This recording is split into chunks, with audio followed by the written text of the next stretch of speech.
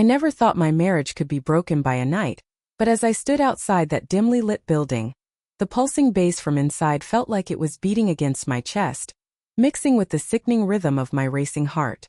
A part of me didn't want to go in. I knew that whatever I'd find there might shatter me entirely. Yet, curiosity or perhaps desperation pulled me forward. It began with a comment from one of my friends, a casual flippant remark about how she'd heard of a place where the rules of marriage seemed to blur. I never thought much of it at first, but it planted a seed. Jason, my husband of 10 years, had been acting strange for weeks. Late nights with vague explanations, mysterious texts with friends I'd never heard of. But it was on one quiet night at home, alone with my thoughts, that I finally gave in to the gnawing suspicion. I tracked his location. He'd always been so open about sharing it with me. I told myself I was being paranoid, that there was a logical explanation for his behavior, but when I saw where he was, my stomach twisted. A swingers club. One I didn't know existed until now. The sight of him across the room, casually holding a drink, almost stopped me. I watched him laugh, his head tilted toward the woman beside him, his hand on her arm as if they were alone, as if she was someone special. My fingers dug into the fabric of my dress as I tried to keep my breathing steady. It felt like watching a stranger wear my husband's skin. Smile with his mouth, laugh with his voice. That familiar affection he once reserved just for me was on full display, but it wasn't for me. I walked toward them, my heels clicking in a way that seemed to pierce through the loud music. He didn't see me at first. In that moment, I don't know if I felt rage or heartbreak. All I knew was that I was burning. When he finally looked up, his expression froze, eyes wide with something like fear or guilt. "Catherine," he stammered, his grip on his glass faltering. The woman beside him looked between us, and I knew she recognized the situation immediately. She slinked away, probably used to scenarios like this. But I wasn't ready to let him off so easily. Not tonight. "So this is what your late nights at the office look like, huh?" My voice came out sharper than I expected, laced with all the hurt I had been bottling up for so long. His face paled, but he attempted to salvage the moment. "It's not what it looks like," he said, that well-worn line ringing hollow. "I was just what?" I interrupted, forcing the words through clenched teeth. I wanted him to say it, to admit that he had come here, that he'd broken every vow he'd made to me. Just spending time with other women in a place like this? He swallowed hard, visibly shaken. For once Jason, my calm, composed husband, was at a loss for words. It would have been satisfying if it hadn't hurt so much. "I never thought you'd find out," he finally said, voice low. And there it was. The truth. He hadn't planned to get caught, but he hadn't planned to stop either. I took a shaky breath, trying to contain the wave of emotions crashing through me. My heart hurt in a way that felt physical, as if each beat was pressing against the sharp edges of my shattered trust. "How long, Jason?" My voice wavered as I asked the question, desperate to know the truth and yet terrified of it. He hesitated, and that pause was enough. It told me everything I needed to know. That this wasn't a one-time fling, that he had been here before, maybe even many times. With different women, different lies. The realization was a punch to my gut, and I wrapped my arms around myself, as though I could somehow hold my broken pieces together. "Please, Catherine," he said softly, reaching out a hand toward me. But I couldn't bear his touch. The hands that I'd held so many times, that had held me when I was at my weakest, had betrayed me in ways I hadn't thought possible. I stepped back, the reality setting in that my marriage, the life we had built together, the trust, the love, wasn't what I thought it was. He wasn't the man I thought he was. I was left with the unbearable truth that the person I'd shared everything with had chosen to share himself with strangers, in a place where I had never been, where I had never belonged. My voice cracked as I spoke. "I was everything for you, Jason. I trusted you, and you threw it all away." The words felt hollow, almost futile, as though they couldn't fully encompass the depth of my pain. He took a step closer, but I raised my hand to stop him. "Don't," I said, my tone cold. "Don't come near me. I don't know who you are anymore." His face twisted in something like regret, but regret wasn't enough. Regret wouldn't erase the image of him laughing with that woman, of him choosing to be here, in this place, without me.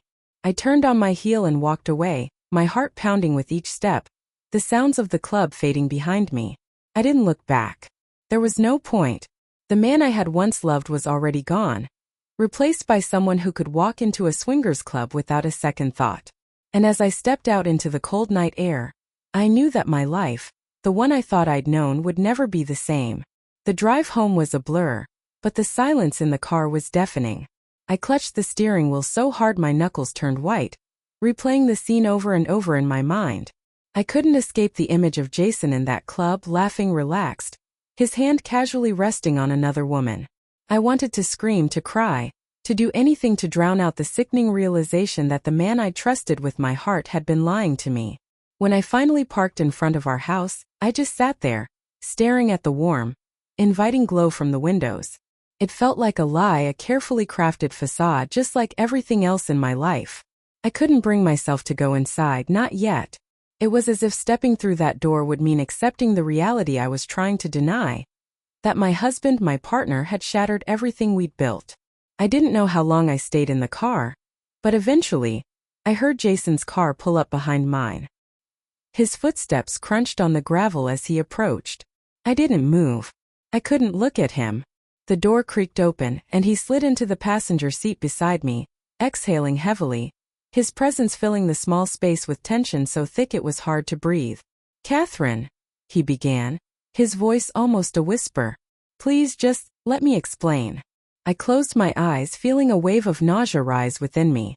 "Explain," I echoed bitterly. "Explain what, Jason? How you've been sneaking off to a swingers club behind my back. How you've been with other women while I waited at home, trusting you." My voice broke, but I forced myself to keep going. "Or maybe you just want to explain why you thought I'd never find out." He sat there silent, and in that moment I hated him for not even trying. I wanted to hear excuses, lies, anything but this silence that confirmed everything I feared. "It wasn't like that," he finally murmured, barely audible. I don't even know how it happened." I scoffed, shaking my head. "How it happened?" My voice rose, fueled by anger and disbelief. "You made a choice, Jason. You went there night after night. You looked at me every day and lied to my face." He pressed his hands to his forehead, rubbing his temples as if he could massage the truth out of himself. "I didn't mean for it to go this far. First it was just a curiosity, something different. I thought it wouldn't mean anything. I never thought I'd hurt you like this." His voice was thick, desperate, but his words only made me feel colder. How could it mean nothing? How could I mean nothing? My voice trembled as I struggled to keep my composure. "You didn't think about me at all, did you? Every time you walked through those doors, every time you touched another woman, none of it made you stop to think about me, about us." I looked at him, really looked at him, for the first time since we'd left that club. The man sitting beside me looked defeated, remorseful, but it wasn't enough. How could I ever believe him again? The betrayal ran so deep it felt like a wound that would never heal, and his regret, sincere or not, couldn't change what he'd done. Finally, he met my gaze, his eyes glistening with tears I'd never seen him shed before. "I was wrong. I know that. But Catherine, I still love you. I need you to know that." "Love," I repeated, my voice barely above a whisper. "If this is love, I don't want it.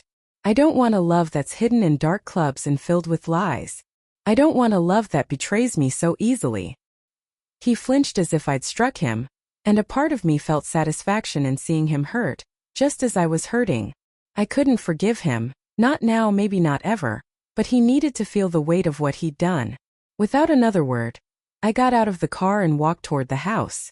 I didn't wait to see if he followed me. I couldn't bear to see his face any longer. The face that had once been my comfort, my happiness. Now it was a reminder of everything I'd lost, of the trust that had been broken beyond repair. I closed the door behind me and leaned against it, trying to steady my breathing, trying to process the storm of emotions that was tearing me apart. In the dim light of our living room, I looked around at the life we had built together. The photos, the furniture, the little touches that had made this house our home. And all of it felt tainted now, as if a dark cloud had settled over everything, casting shadows where there had once been warmth. Jason came in a few minutes later, closing the door quietly. He stood there, looking at me, his face etched with a sadness that might have moved me once, but now only served as a painful reminder of his betrayal. He opened his mouth as if to speak, but I held up my hand to stop him. I can't do this right now, I said, my voice barely more than a whisper. I need space. Time to think. He nodded, his shoulders slumping in defeat. I understand. I'll stay with my brother tonight. Give you some time to process everything. I didn't respond, and after a few moments he turned and left, the door closing softly behind him. I listened to his footsteps fading away, feeling a strange emptiness settle over me, as if a part of me had been hollowed out. This was the man I had loved, the man I had trusted with my heart, and he had left me broken, with nothing but shattered pieces to pick up. That night I lay in our bed alone, the silence of the house pressing down on me. I thought of all the moments we'd shared, the memories we'd created, the promises we'd made, and I wondered if any of it had ever been real. If he could betray me so easily, so callously, had he ever really loved me at all? I spent the next few days in a fog, going through the motions but feeling detached from everything around me. Friends called, concerned by my silence, but I couldn't bring myself to tell them the truth. How could I explain that the life I'd built, the man I'd loved, had been a lie? Jason called a few times, left messages that I didn't listen to. I couldn't bear to hear his voice, to listen to his excuses, to let him into my life again. I knew he was sorry, that he regretted what he'd done, but it didn't change anything. Sorry couldn't erase the pain, couldn't undo the betrayal, and I didn't know if I could ever forgive him for it. One evening, as I sat alone in our living room, staring at the fading light outside, I realized that I had a choice to make. I could continue to live in this pain, to let it consume me, or I could start to rebuild, to find a way forward, with or without him. When Jason showed up at the door the next day, I let him in, but I kept my distance, a wall of hurt and anger separating us. He looked tired, defeated, but he met my gaze with a steadiness that surprised me. "Catherine," he began, his voice steady but soft, "I know I've hurt you, and I know that I can't undo what I've done, but I want to try. I want to be the man you fell in love with again. If you'll let me." I looked at him, feeling a mixture of anger and sadness. "How do I know I can ever trust you again?" He nodded, as if he'd expected the question. "I know it won't be easy, but I'm willing to do whatever it takes. Therapy, counseling, anything you need. I'll fight for us if you're willing to give me a chance." I took a deep breath, feeling the weight of his words, the sincerity in his voice. Part of me wanted to believe him, to give him the chance to make things right. But another part of me, the part that had been shattered by his betrayal, wasn't sure if I could ever fully trust him again. "I don't know, Jason," I said, my voice filled with uncertainty. "I don't know if I can forgive you, or if we can ever go back to what we had." He reached out but stopped himself, his hand hovering in the space between us. "I'll wait, Catherine. However long it takes. I'll be here, ready to do whatever it takes to earn your trust again." I looked away, feeling a tear slip down my cheek. I didn't know if we could ever truly heal, if the love we had once shared could survive this. But as I stood there with Jason looking at me with a vulnerability I had never seen before, I felt a glimmer of hope, a small fragile spark that maybe, just maybe, we could find a way forward together or apart. In the days that followed, I felt caught between two versions of myself. One version wanted to believe Jason, to take the chance to rebuild and find some semblance of the life we had once shared. The other version, the one who remembered the sting of his betrayal, was wary, afraid to open herself up only to be hurt again. Nights were the worst. I would lie awake, feeling the empty space beside me and wondering if I would ever be able to share that space with him again without feeling the ache of betrayal. Jason was relentless. He respected my request for space, yet he didn't disappear. Every few days I'd come home to find small notes left on my doorstep or little gestures. A bouquet of flowers with a note that simply read, "For the day I see you smile again," or a small box of my favorite chocolates, things that he knew would tug at my heartstrings. Part of me resented him for trying so hard, for making it impossible to simply close myself off from him. But another part of me found comfort in his efforts, his clear regret. He wasn't pretending that everything could be the same. He was offering to build something new, if I could find it in me to accept. One evening, about 2 weeks after the night I confronted him, I received a text from him. "There's no pressure, but I'd love to talk." Maybe over coffee. If you don't feel ready, I'll understand. Just let me know. I sat staring at the message for what felt like an eternity. I didn't feel ready. Every part of me screamed that it was too soon, that the wound was still too raw. But I couldn't deny the pull, the curiosity, the small hope that maybe there was something worth salvaging in all of this. After a long internal battle, I typed back, "Okay. Tomorrow at noon.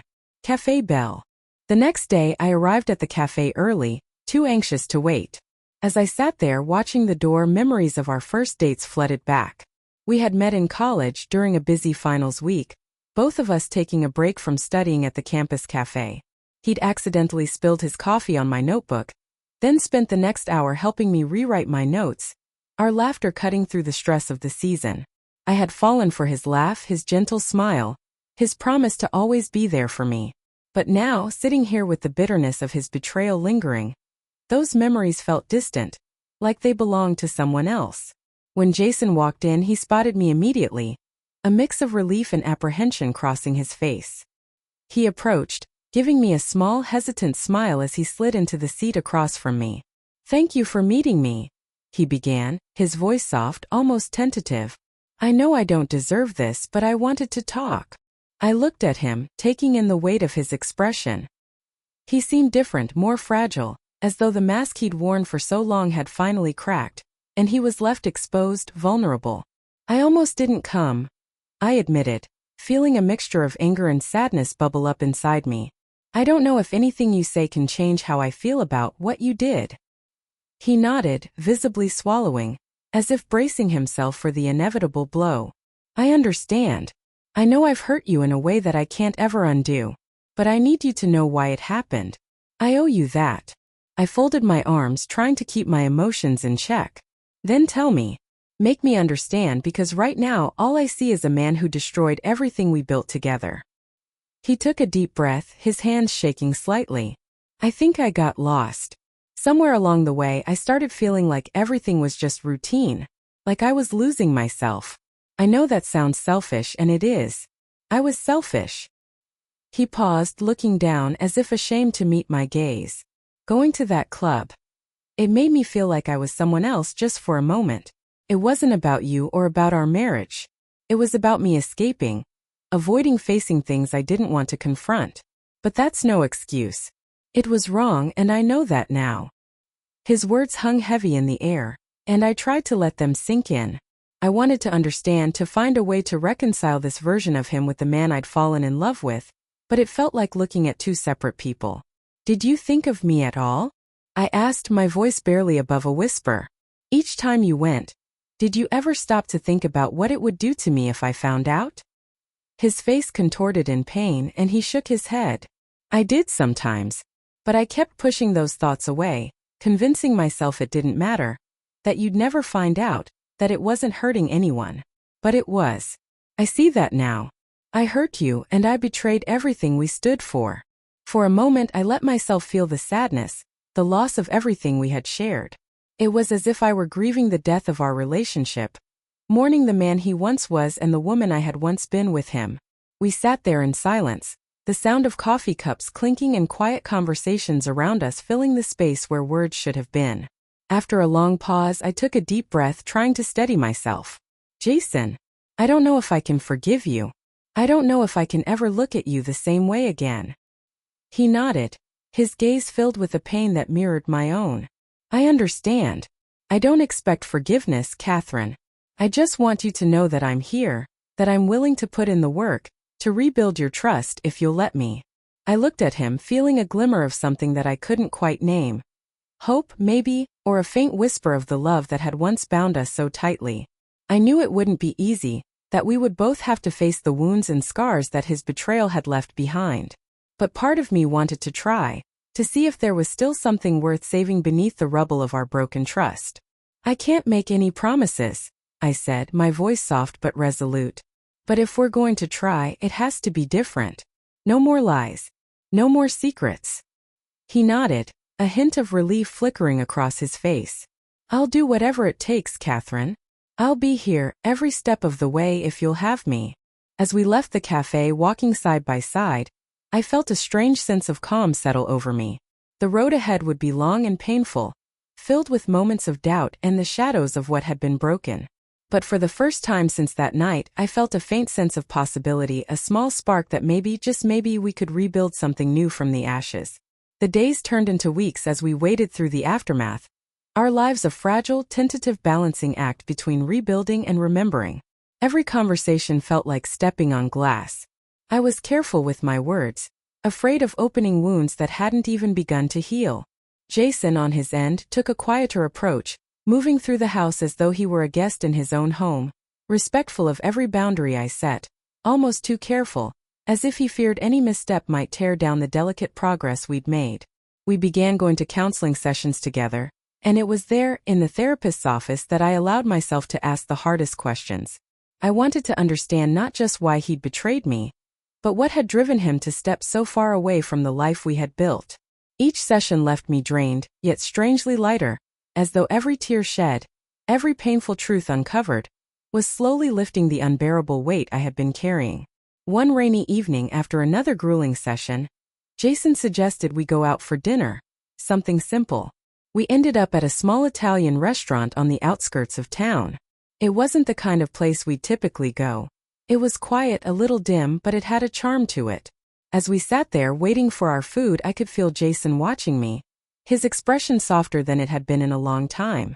"I know I've said it before," he murmured, his voice barely audible over the soft music playing in the background. "But I need you to know just how sorry I am, Catherine. For everything." I looked at him, seeing in his eyes a vulnerability that wasn't there before, a remorse that went deeper than words. "I believe you, Jason," I said quietly, and I did. For all the hurt and anger that lingered, I could see he was trying, that he was genuinely remorseful. And that was something, at least. The meal continued in a comfortable silence, and I allowed myself to remember the little things about him that I had loved. The way his eyes crinkled when he smiled, the way he would reach across the table to hold my hand, even after all these years.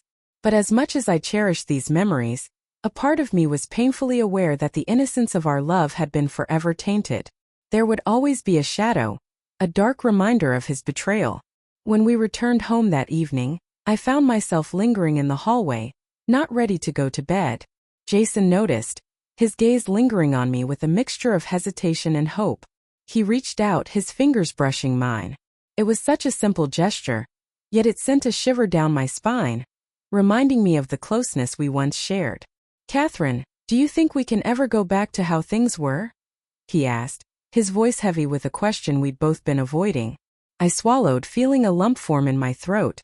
"I don't know," I admitted, the words raw, honest. "I don't know if I'll ever be able to see you the same way again. But I want to try. If you're willing to take it slow." He nodded, his grip on my hand tightening ever so slightly. "Slow. However long it takes." And so we began to rebuild, one fragile step at a time. We started spending more time together, taking walks, having quiet dinners, even watching our favorite shows side by side on the couch. It was almost as if we were dating again, relearning each other, rediscovering what had first drawn us together. Yet every time we seemed to make progress, a memory or a small reminder of his betrayal would slip through the cracks, dragging me back to that painful night. It happened one evening while we were cooking dinner together. Jason was chopping vegetables, laughing at something I'd said, and suddenly I felt a rush of anger so intense it left me breathless. "You have no idea how much this hurts, do you?" I blurted out, the words escaping before I could stop them.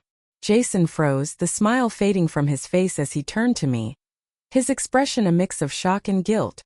"Catherine, I'm sorry. I didn't mean to." "It's not just about being sorry, Jason," I said, my voice trembling. "It's about the fact that you chose to betray me, to risk everything we had for what? A thrill? An escape?" He set down the knife, his shoulders slumping as he faced me, remorse etched deeply in his features. "I know it sounds shallow and selfish, and it was. I was selfish, Catherine. I didn't think about the consequences, about how it would affect you.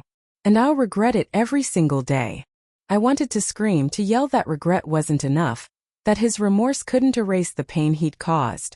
But as I looked at him, standing there visibly broken, I felt my anger begin to fade, replaced by a weary sadness.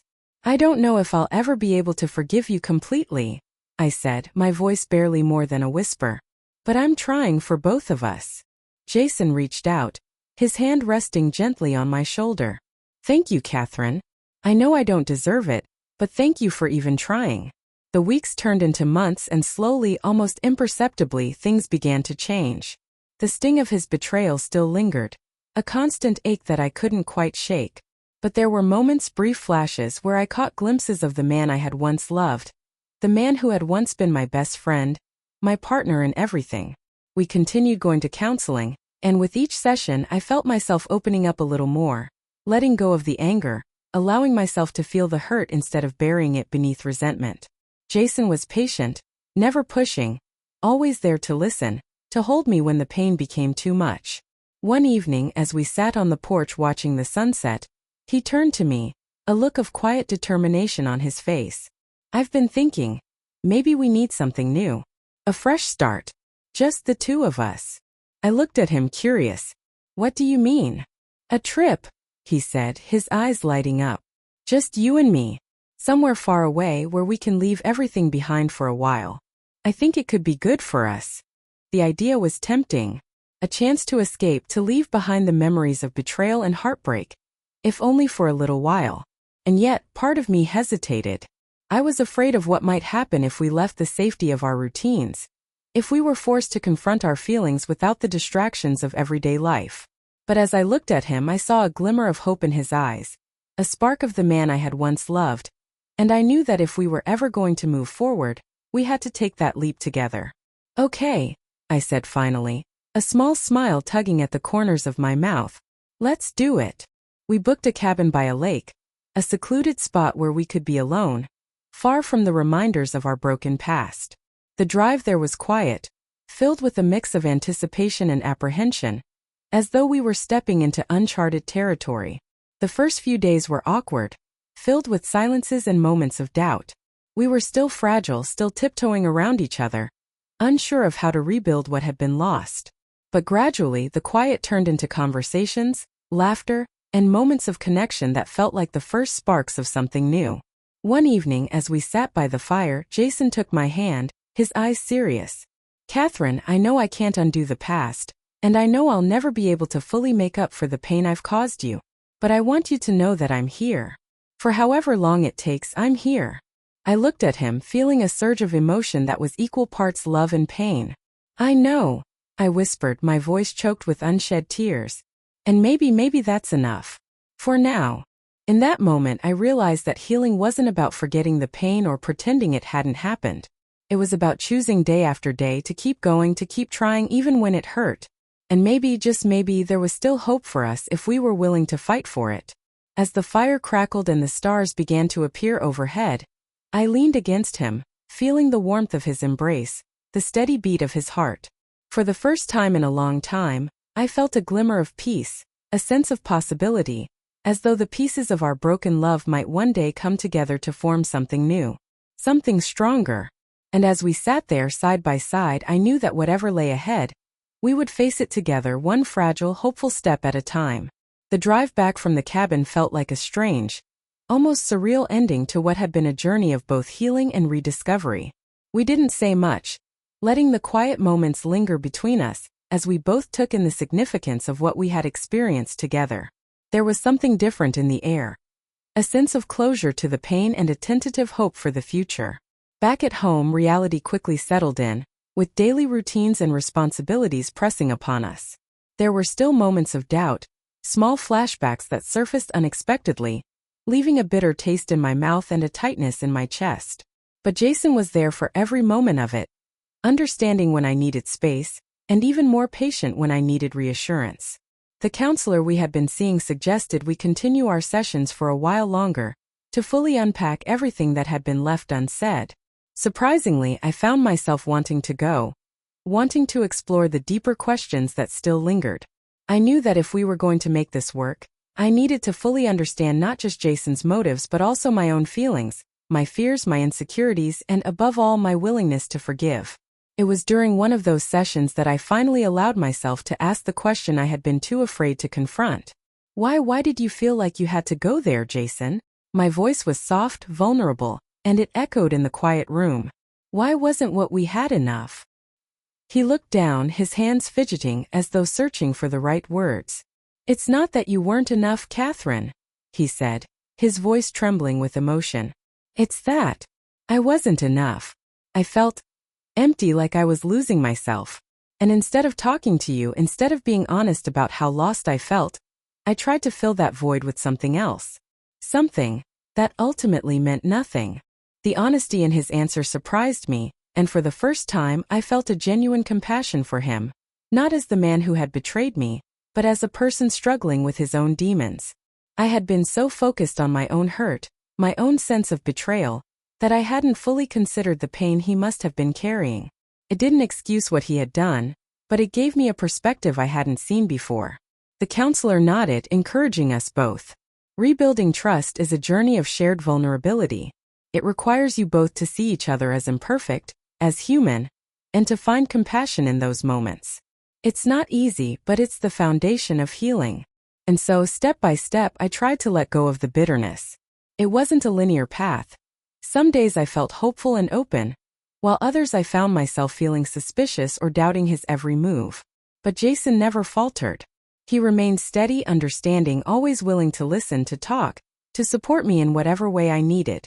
There were nights when he'd hold me in silence as I cried, letting me release the hurt that had been buried so deeply. He never tried to rush me, never grew frustrated or impatient, no matter how long it took. In those moments I began to see glimpses of the man I had fallen in love with all those years ago. The man who had promised to stand by my side, through thick and thin. One evening, several months after the cabin trip, he surprised me with a small, delicate ring. A new symbol of our commitment, he said. It wasn't a replacement for our wedding band, but a promise of something different, something stronger. This ring, it's a reminder, he explained, his voice thick with emotion, that I'll never take you for granted again.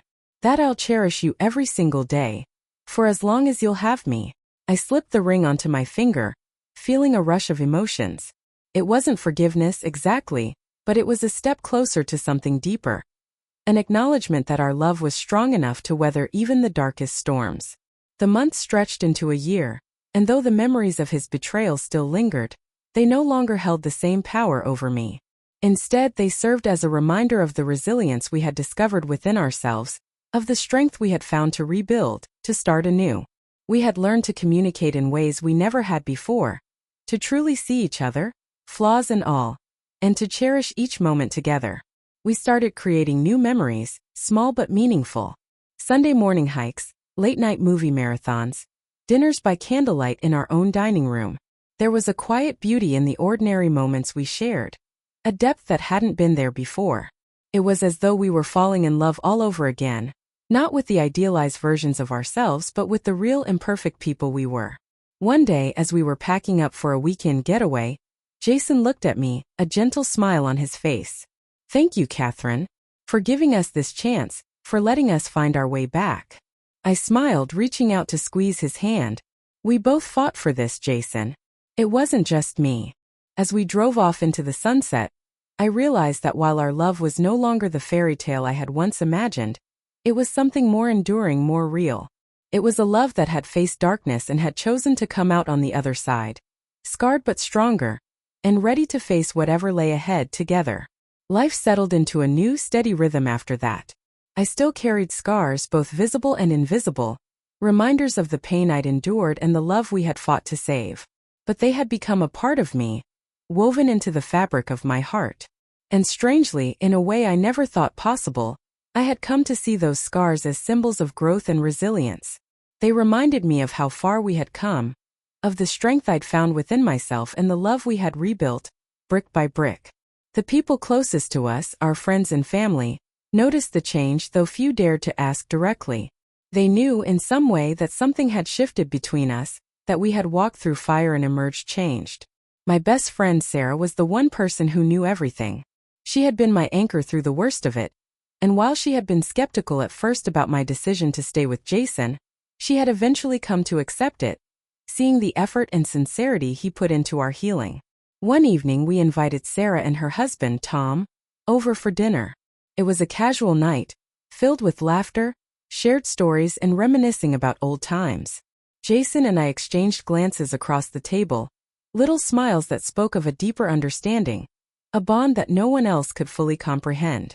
As the evening wound down, Sarah pulled me aside into the kitchen, a glass of wine in hand. "I have to say, Kath," she began, her voice soft but earnest, "I wasn't sure about all of this at first. I didn't know if Jason could really change. But seeing you two together, I can tell it's different now." "He's different." I looked down, feeling a wave of gratitude mixed with lingering sorrow. "It hasn't been easy," I admitted. "There are still days when I wonder if I made the right choice, if I should have walked away. But he's worked so hard to make things right. And I can't deny that I still love him. Maybe even more than before." Sarah nodded, squeezing my hand. "You're stronger than you know, Kath. And whatever happens, just know I'm here for you. Always." As we rejoined the others, I felt a strange sense of peace wash over me. I wasn't just healing for Jason or for us. I was healing for myself, reclaiming my life, my love on my terms. And that, more than anything, was what gave me hope. In the months that followed, Jason and I continued to nurture our relationship with a gentleness and mindfulness that we had never known before. We made time for each other, even in the midst of busy schedules and countless obligations. Every morning he'd leave a note on the counter, a small message that reminded me of his commitment to us.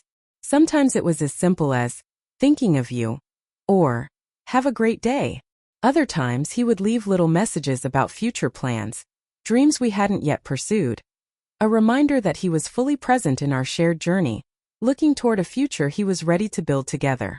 One Saturday morning, as we were sitting on the porch with coffee, watching the sun rise, he reached over and took my hand. "What do you think about moving?" he asked, surprising me. "Not far, just a fresh start somewhere new. A place we can make ours." I looked at him, taken aback but intrigued. The thought of a new home, untouched by the painful memories of the past, felt like a new beginning, a blank canvas. "Where do you have in mind?" He shrugged, his eyes lighting up with excitement. "I don't know yet. Somewhere quiet, maybe by the water. Just somewhere that feels like a place we're both choosing. A place where we can create new memories." The idea stayed with us, and over the next few months, we began looking at houses together, exploring different neighborhoods, talking about what we wanted in this new chapter of our lives. It felt surreal, as if we were young newlyweds again, filled with hope and possibility, yet with a depth of understanding that only came from walking through the fire together. We eventually found a small house by a lake, a cozy place with a view of the water and a large, inviting porch.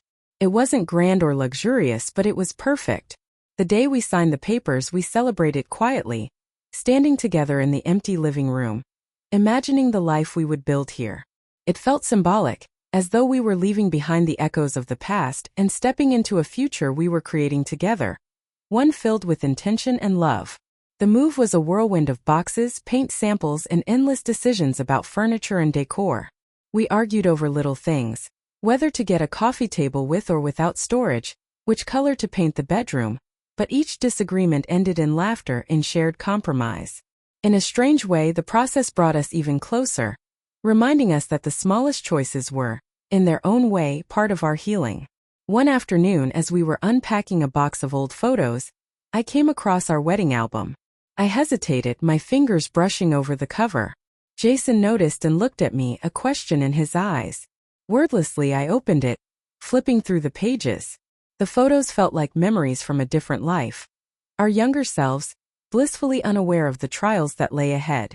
We sat there together, quietly looking through the photos, and I felt a tear slide down my cheek. "Do you regret it?" I asked softly, my voice barely a whisper. "Everything we've been through. Do you wish it had been different?" Jason reached over, wiping the tear from my cheek. "I wish I hadn't hurt you, Catherine. I wish I hadn't made the choices I did. But I don't regret the love we've shared, the life we've built. And I don't regret the chance to be here with you now, choosing you every day." His words settled over me like a balm, soothing the lingering ache in my heart. In that moment, I realized that while our love had been tested, it had also deepened, matured, becoming something more resilient, more enduring. It was no longer the fairy tale love of our early years, but a love forged through trials, a love that had faced its darkest fears and emerged, scarred but unbroken. As the sun dipped below the horizon, casting a warm glow over the lake, we sat together on the porch, wrapped in the quiet comfort of each other's presence. The future was still uncertain, but I knew that whatever lay ahead, we would face it together, bound by the love we had fought so hard to reclaim. Over time, the past faded into a distant memory. There were still moments of pain, brief flickers of the betrayal that had once torn us apart. But they no longer held the power they once had. We had found a way forward, a way to build a new life on the foundation of our love and our shared commitment to each other. And so, as the years passed, our lives became filled with new memories. Anniversaries celebrated quietly, lazy Sunday mornings spent together, laughter shared over inside jokes that only we understood. We grew older, wiser, and with each passing year, our love grew stronger, richer, a testament to the resilience of two hearts that had chosen, time and time again, to keep beating together. Looking back, I realized that forgiveness hadn't been a single moment but a journey, a choice I made every day to move forward, to let go of the past, and to embrace the love that still remained. It hadn't been easy, but it had been worth it. We had created something beautiful out of the brokenness, something that was uniquely ours, something that would carry us through the rest of our days. In the end, I knew that love wasn't about perfection or fairy tales. It was about two imperfect people finding a way to make it work, choosing each other every day, through every hardship and every joy. And as I looked at Jason, his face lined with the years we had shared, I knew that I would choose him again, in this life and in every life to come.